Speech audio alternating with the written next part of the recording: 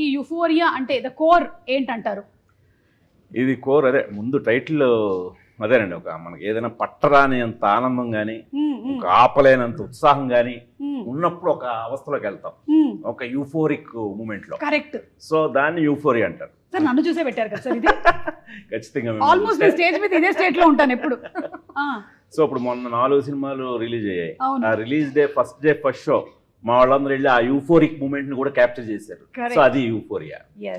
So అలాగా ఆ euphoria state లో ఉన్నప్పుడు అంటే మనం అదుపు తప్పే ప్రమాదం ఉంటుంది.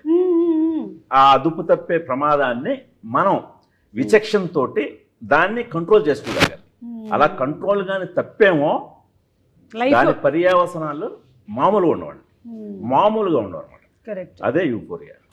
అండ్ ఆ పర్యవసనాలు వాళ్ళకే కాదు, వాళ్ళ ఫ్యామిలీ మెంబర్స్ అందరికీ కూడా ఉంటుంది. కరెక్ట్.